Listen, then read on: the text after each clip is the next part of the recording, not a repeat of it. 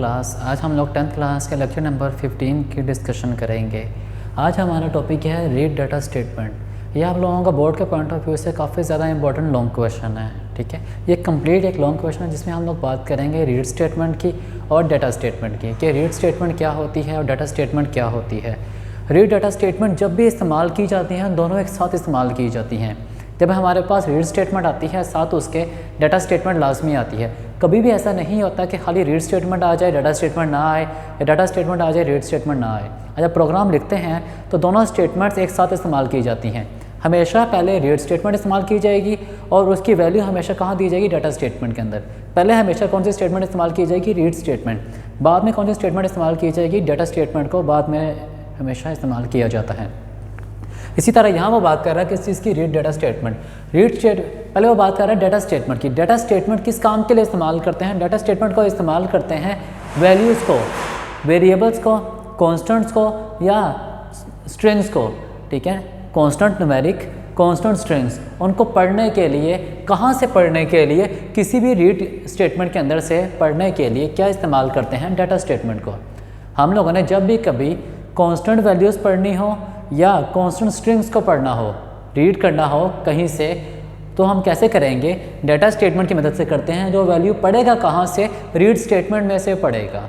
ठीक है, इसका हमारे पास सिंटैक्स क्या है, data comma separated of list expression. या हमारे पास क्या है, कॉमा सेपरेटेड ऑफ लिस्ट। हमारे पास मल्टीपल वेरिएबल्स यूज़ किए जाते हैं। यहाँ हमारे पास वेरिएबल्स आ सकते हैं, वेरिएबल मतलब हमारे पास यहाँ पर स्ट्रिंग आ सकती है, न्यूमेरिक वैल्यूज़ आ सकती है, जिनको सेपरेट करते हैं कॉमे की मदद से। किस तरह से होती है वो हम एग्जांपल में इसको देखेंगे किस तरह से ये काम करती है। हमेशा हमारे पास जब भी रीड स्टेटमेंट इस्तेमाल की जाती है डाटा स्टेटमेंट साथ लाजमी इस्तेमाल की गई होगी। डाटा स्टेटमेंट में हमारे पास क्या होते हैं, न्यूमेरिक वैल्यूज़ होती हैं, मीन कॉन्स्टेंट्स वैल्यूज़ होती हैं, या हमारे पास स्ट्रिंग होती है जिसको डबल कोटेशन में लिखा होता है। स्ट्रिंग हमेशा हमारे पास किस में आती है, डबल कोटेशन के अंदर आती है। इसमें हम लोग स्ट्रिंग भी लिख सकते हैं और न्यूमेरिक भी लिख सकते हैं, लेकिन उनको सेपरेट करेंगे कॉमे की मदद से। हमारे पास इसकी एग्जांपल है, लेट्स सी मेरे पास ये एग्जांपल है। यहाँ मैंने क्या इस्तेमाल किया है, रीड। अब जब मैंने रीड इस्तेमाल किया है, अभी मैंने बात की थी, जब कभी रीड इस्तेमाल किया जाता है तो साथ उसके लाजमी तौर पर डाटा स्टेटमेंट भी इस्तेमाल की जाती है। पहले हमेशा क्या इस्तेमाल करते हैं, रीड। बाद में क्या इस्तेमाल किया जाता है, डाटा स्टेटमेंट। पहले रीड आएगी, रीड की वैल्यू हमेशा हमारे पास कहाँ पर होगी, डाटा स्टेटमेंट में। आप लोग नोट करें, यहाँ मेरे पास क्या है, ये न्यूमेरिक वैल्यूज़ हैं, इनको सेपरेट किया गया है कॉलन की मदद से, कॉमा लगा के इनको सेपरेट किया है। और ये मेरे पास एक स्ट्रिंग आई है जो कि डबल कोटेशन में लिखी गई है। देखें ये डबल कोटेशन लगाई गई है, इसमें मेरे पास क्या लिखी गई है, एक स्ट्रिंग लिखी गई है। यही वो बात कर रहा है, डाटा स्टेटमेंट में हम लोग वैल्यूज़ को सेपरेट करते हैं कॉमे की मदद से। ठीक है, लेकिन वो ये बात कर रहा है कि हमारे पास जब कभी डाटा स्टेटमेंट इस्तेमाल की जाती है, डाटा स्टेटमेंट हमारे पास उसकी जो एक्सप्रेशन बनती है, लिस्ट बनती है, वो हमेशा एक लाइन के अंदर आनी चाहिए। ये सब का सब हमारे पास एक लाइन के अंदर आना चाहिए।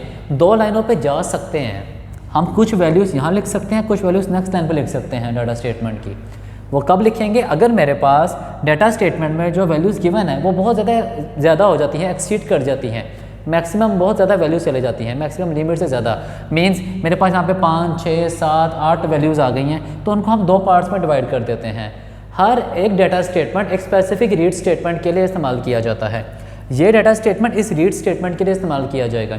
अगर मैं यहाँ पर एक और डाटा स्टेटमेंट इस्तेमाल करना चाहूँ तो अलग से, इसके अलावा कोई और इस्तेमाल करना चाहूँ, उसके लिए मेरे पास एक रीड स्टेटमेंट होना चाहिए। अब ये स्टेटमेंट करके रही है, मैंने लिखा है रीड $A, $B अब A, B के साथ कोई सिंबल इस्तेमाल नहीं किया गया। अब कोई सिंबल इस्तेमाल ना किया जाए उसका मतलब क्या होता है, ये बाय डिफ़ॉल्ट क्या है, न्यूमेरिक है। ये क्या है मेरे पास, न्यूमेरिक। अब यहाँ भी कोई सिंबल इस्तेमाल नहीं किया गया तो ये भी क्या है, न्यूमेरिक। यहाँ डॉलर का साइन इस्तेमाल किया गया है। डॉलर का साइन का मतलब क्या है, ये मेरे पास कोई स्ट्रिंग है जिसको डबल कोटेशन में लिखा जाएगा। ये मैंने ये तीन चीज़ें लिखी। अब मैं प्रिंट कर रहा हूँ $C is equal A + B divided by 2। मैंने इन दोनों को ऐड किया और डिवाइड कर दिया 2 के ऊपर। मैंने इसका एवरेज निकाल लिया दो नंबर्स का। अब मैंने कहा था रीड स्टेटमेंट में हमेशा हमारे पास क्या होती हैं, वैल्यूज़, जिसकी वैल्यूज़ डाटा स्टेटमेंट में गिवन होगी। रीड स्टेटमेंट की वैल्यू कहाँ होगी, डाटा स्टेटमेंट में। A की वैल्यू ये 10 असाइन कर दी जाएगी, B को ये 20 असाइन कर दी जाएगी और $C को ये पूरा वर्ड एवरेज असाइन कर दिया जाएगा। अब $C में क्या पड़ा हुआ है यहाँ पर, एवरेज। अब उसने वैल्यूज़ रीड की, ए के 10 असाइन कर दी, बी को 20, उन दोनों को ऐड किया और डिवाइड कर दिया 2 के ऊपर। 30 को डिवाइड करें 2 पे, हमारे पास आंसर क्या आता है इसका 15, वो आंसर मेरे पास आ गया। अब उसने $C, मैंने कहा $C किसके बराबर है, एवरेज के, तो वो करेगा क्या, एवरेज इज इक्वल 15, ये हमें रिटर्न कर देगा। क्यों, ये एवरेज उसने यहाँ रखवा दिया $C की जगह पे, तो हमारे पास एवरेज किसकी जगह क्या आ गई, एवरेज 15, एवरेज यहाँ पर आ गया, इक्वल वैसे का वैसे ही आ गया, इसका जो आंसर आया था 15 वो ये आ गया। इस तरह हमारे पास क्या इस्तेमाल की जाती है, डाटा स्टेटमेंट को इस्तेमाल किया जाता है। इसका जो हमारे पास सेकंड पार्ट है वो हमारे पास है रीड स्टेटमेंट। रीड स्टेटमेंट क्या करती है, वैल्यूज़ को पढ़ने के लिए, कौन सी वैल्यूज़ जो डाटा स्टेटमेंट में गिवन होती है। रीड स्टेटमेंट में हमेशा हमारे पास वेरिएबल्स यूज़ किए जाते हैं। रीड स्टेटमेंट में क्या इस्तेमाल किए जाते हैं, वेरिएबल को यूज़ किया जाता है। उन वेरिएबल्स की वैल्यूज़ कहाँ होती हैं, डाटा स्टेटमेंट के अंदर असाइन की गई होती हैं। रीड स्टेटमेंट में हमेशा क्या इस्तेमाल किया जाएगा, वेरिएबल्स को, मतलब A, B, C, D something इस तरह से हमारे पास वेरिएबल यूज़ किए जाएंगे, जिनकी वैल्यूज़ कहाँ गिवन होगी, हमेशा हमारे पास डाटा स्टेटमेंट के अंदर गिवन होगी। इसका सिंटैक्स हमारे पास क्या है, read comma separated of list of variable, यहाँ वेरिएबल है, यहाँ हमारे पास एक्सप्रेशन थी। एक्सप्रेशन का मतलब क्या था, ये एक्सप्रेशन थी हमारे पास, वहाँ हमारे पास क्या आ रही है, वेरिएबल्स, ये variables A, B, C, D की फॉर्म में, वहाँ हमारे पास वेरिएबल यूज़ किए जाएंगे। अब इशू क्या आता है हमारे पास, रीड स्टेटमेंट, मैंने जो पहले बात की है, जब कभी डाटा स्टेटमेंट इस्तेमाल की जा रही है, रीड साथ इस्तेमाल की जाएगी। अगर आप लोगों ने डाटा स्टेटमेंट को इस्तेमाल किया लेकिन रीड स्टेटमेंट इस्तेमाल नहीं की तो आपका एरर आ जाएगा। यहाँ आप लोगों ने डाटा स्टेटमेंट को इस्तेमाल नहीं किया, रीड को इस्तेमाल किया है, या रीड को इस्तेमाल किया है, डाटा को इस्तेमाल नहीं किया, ये इश्यूज हमारे पास आ सकते हैं। आपने एक स्टेटमेंट यूज़ की है, दूसरी यूज़ नहीं की, तो हमारे पास क्या आते हैं, इशू आते हैं सूरत में। ठीक है, अगर दोनों जब यूज़ करनी है, आपने दोनों को एक साथ यूज़ करना है। पहले हमेशा कौन सी यूज़ की जाएगी, पहले हमेशा यूज़ करेंगे हम लोग रीड स्टेटमेंट, बाद में कौन सी यूज़ करेंगे, डाटा स्टेटमेंट। डाटा स्टेटमेंट हमेशा हमारे पास बाद में आती है। फॉर एग्जांपल यहाँ एग्जांपल दी गई है, सेम एग्जांपल वैसा ही काम कर रही है जैसे हम लोग पहले मिसाल की थी। यहाँ वो रीड करेगा किस चीज़ को, A, B, C, D, E और $P, ये मेरे पास वेरिएबल्स हैं। उसमें से फर्स्ट 5 वो क्या है, न्यूमेरिक, लास्ट 1 मेरे पास स्ट्रिंग है। फर्स्ट 4 के साथ कोई सिंबल इस्तेमाल नहीं किया गया, जबकि सिंबल इस्तेमाल नहीं किया गया बाय डिफ़ॉल्ट वो न्यूमेरिक कंसीडर की जा रही है। ये फर्स्ट 4 क्या है मेरे पास, न्यूमेरिक, लास्ट वाली मेरे पास क्या है, कोई स्ट्रिंग कंसीडर की गई है। अब मैं कहता हूँ perimeter is equal A + B + C + D + E। Perimeter ने क्या किया है, सब वैल्यूज़ को जो न्यूमेरिक में थी उनको ऐड कर दिया है। $P को स्किप कर दिया उसने, $P को कंसीडर नहीं किया, इसको छोड़ के बाकी सबको उसने ऐड कर दिया स्मॉल्स के अंदर। मैं कहता हूँ print $P is equal perimeter. क्या मतलब, पेरीमीटर में क्या रखवा देना है मैंने, इन सब का ऐड, इनको ऐड करने के बाद मेरे पास जो रिजल्ट आएगा वो किस में स्टोर करवा देंगे, पेरीमीटर के अंदर। अब मैं कहता हूँ डाटा किसके बराबर है, 10, 18, 24। अब मैंने 2 पार्ट्स में डिवाइड किया है डाटा को। क्यों डिवाइड किया है, मेरे पास डाटा की लेंथ आ रही है, लेंथ काफ़ी ज़्यादा है, 1, 2, 3, 4, 5, 6, मेरे पास 6 वेरिएबल्स, 6 कांस्टेंट या 6 एक्सप्रेशन यूज़ की जा रही है मेरे पास यहाँ पर। तो हमने उसको 2 पार्ट्स में डिवाइड कर दिया है। ये दोनों के दोनों पार्ट्स किसको असाइन किए जाएंगे, इस रीड स्टेटमेंट को असाइन किए जाएंगे। हमेशा रीड स्टेटमेंट के अंदर जो फर्स्ट वाली वैल्यू, फर्स्ट वेरिएबल है, उसकी वैल्यू फर्स्ट कांस्टेंट असाइन की जाएगी डाटा स्टेटमेंट के अंदर। जैसे यहाँ पर क्या है A, इस A को डाटा स्टेटमेंट की पहली वैल्यू असाइन की जाएगी। यहाँ पर क्या है B, डाटा स्टेटमेंट के सेकंड वैल्यू असाइन की जाएगी। थर्ड C है तो डाटा स्टेटमेंट की थर्ड वैल्यू असाइन की जाएगी। फोर्थ D है, डाटा स्टेटमेंट की फोर्थ वैल्यू असाइन की जाएगी, एंड सो ऑन। हमारे पास हमेशा सीक्वेंस में होता है, फर्स्ट वैल्यू डाटा स्टेटमेंट की असाइन की जाएगी किसको, फर्स्ट वेरिएबल रीड स्टेटमेंट के अंदर। यहाँ मेरे पास रीड स्टेटमेंट में फर्स्ट वेरिएबल क्या है A, तो डाटा स्टेटमेंट की फर्स्ट वैल्यू वो A को असाइन कर दी जाएगी। इसी तरह सेकंड वेरिएबल की वैल्यू डाटा स्टेटमेंट के सेकंड कांस्टेंट को असाइन कर दी जाएगी। अब 18 किसको असाइन कर दिया जाएगा, B को, 24 किसको असाइन कर दिया जाएगा, C को, एंड सो ऑन, ये असाइन कर दिया जाएगा सबको बारी बारी। ये काम परफॉर्म होता रहेगा।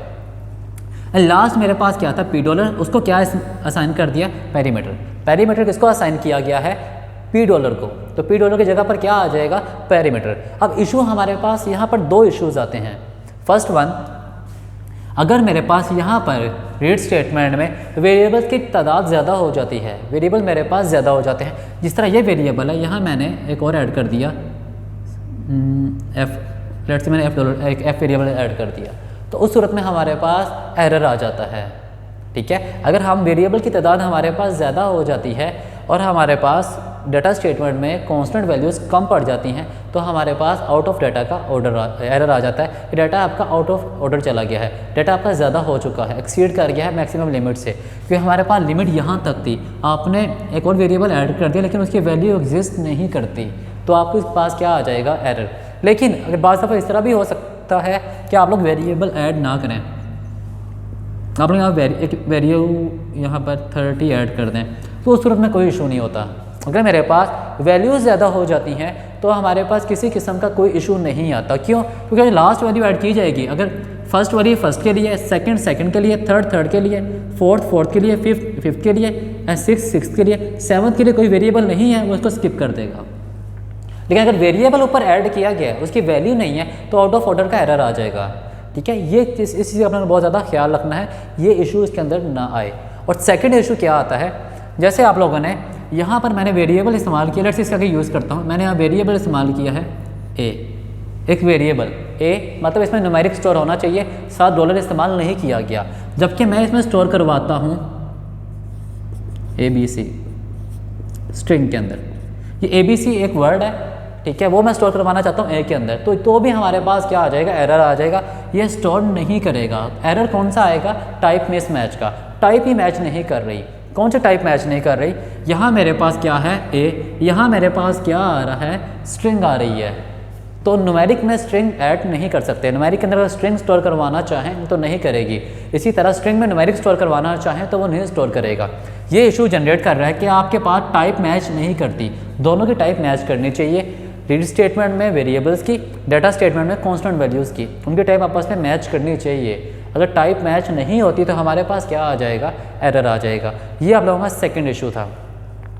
अब काम कैसे कर रहा है, हमारे पास हमने रीड स्टेटमेंट में A B C D सारी वैल्यूज़ पढ़ी, लास्ट वाली को हम स्किप करते हैं, ये हमने कंसीडर नहीं की। सारी की सारी वैल्यूज़ को वो रीड करेगा। पैरामीटर में क्या रखवा दिया उसने, A plus B plus C plus D plus E सबको ऐड किया। Print $P is equal to parameter, $P में क्या स्टोर करवा दिया है, पैरामीटर, यानी कि $P की जगह क्या आंसर आ जाएगा, पैरामीटर की कीमत। अब मैं प्रिंट करता हूँ 20, 12, 18, 24, 18, 35 एंड पैरामीटर।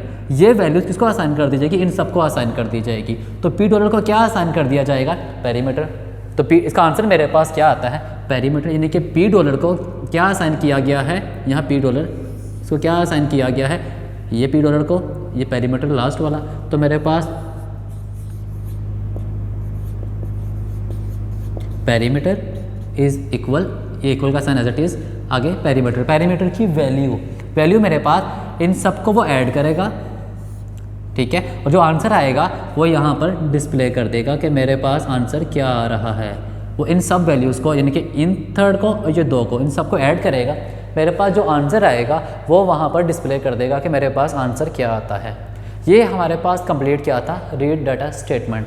हम लोगों ने क्या बात की है, हम लोगों ने पहले स्टडी किया है किसको, रीड डाटा स्टेटमेंट में, डाटा स्टेटमेंट को। डाटा स्टेटमेंट में क्या होती है, डाटा स्टेटमेंट में हमारे पास क्या होता है, रीड स्टेटमेंट की वैल्यूज़। रीड स्टेटमेंट में हमारे पास जितने भी वेरिएबल यूज़ किए जाते हैं वो उनकी जो वैल्यूज़ होती हैं, उनकी हमारे पास कांस्टेंट वैल्यू कहाँ पड़ी होती है, डाटा स्टेटमेंट में पड़ी होती है। लाइक मैंने रीड स्टेटमेंट में जितने भी वेरिएबल 2 यूज़ किए हैं, 3 यूज़ किए हैं, 4 यूज़ किए हैं, उनकी जो वैल्यूज़ हैं वो कहाँ पड़ी होंगी, डाटा स्टेटमेंट में पड़ी होती हैं। वो न्यूमेरिक भी हो सकती हैं और स्ट्रिंग भी, दोनों फॉर्मेट में स्टोर करवा सकते हैं। ये नहीं लाजमी कि हमारे पास ऑल टू ऑल न्यूमेरिक होनी चाहिए, ऑल टू ऑल स्ट्रिंग होनी चाहिए, इसमें रिस्ट्रिक्शन कोई नहीं है, दोनों की दोनों हो सकती हैं। इसी तरह मैंने क्या किया है, डाटा स्टेटमेंट, इसका सिंटैक्स मेरे पास क्या था, data colon comma separated list of expression, ये हमारे पास क्या था, इसका सिंटैक्स था।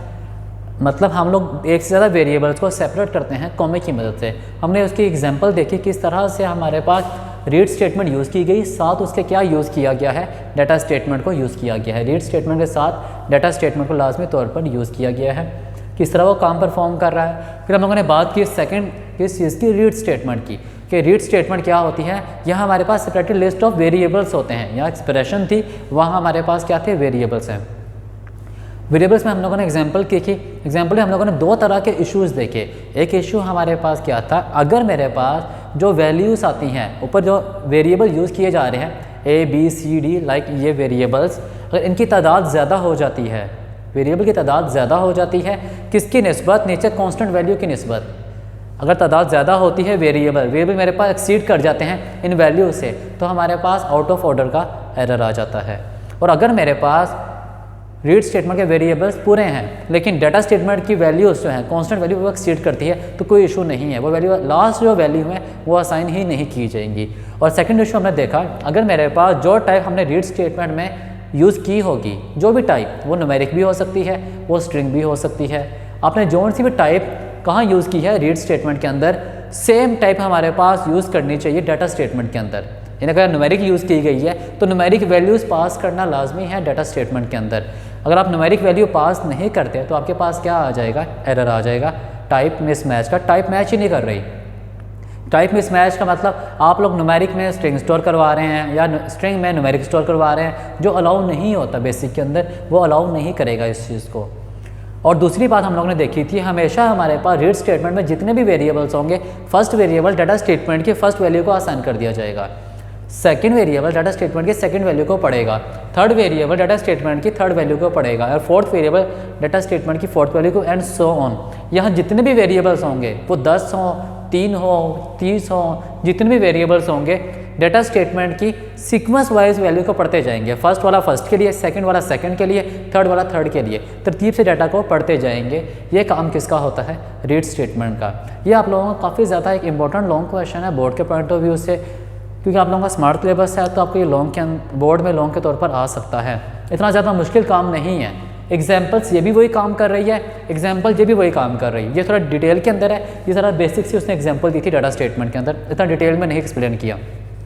लेकिन रीड स्टेटमेंट में डिटेल में बात की है एक एक चीज़ की कि किस तरह के एरर आते हैं, कौन कौन से एरर किस तरह अकर होंगे प्रोग्राम के अंदर, यहाँ उसने डिटेल में बात की है। क्योंकि आप लोगों को शॉर्ट के तौर पर भी आ जाता है कि रीड स्टेटमेंट का सिंटैक्स क्या होता है, डाटा स्टेटमेंट का सिंटैक्स क्या होता है, रीड डाटा स्टेटमेंट किस काम के लिए इस्तेमाल की जाती है। इस तरह से आपके बोर्ड में शॉर्ट के तौर पर भी ये आ सकते हैं। आपने शॉर्ट के लिए भी डेफिनेशन तैयार करते रखनी है कि डाटा स्टेटमेंट क्या होती है, रीड स्टेटमेंट क्या होती है, इनके सिंटैक्स क्या होते हैं, तो आपने लॉन्ग के तौर पर भी इसको याद करना है। ओवरऑल ये काफ़ी ज़्यादा इंपॉर्टेंट लॉन्ग है। बाकी आपके लेक्चर नंबर 16 के साथ हम लोग कल मिलेंगे, तब तक के लिए इजाज़त दीजिए। अल्लाह हाफिज़।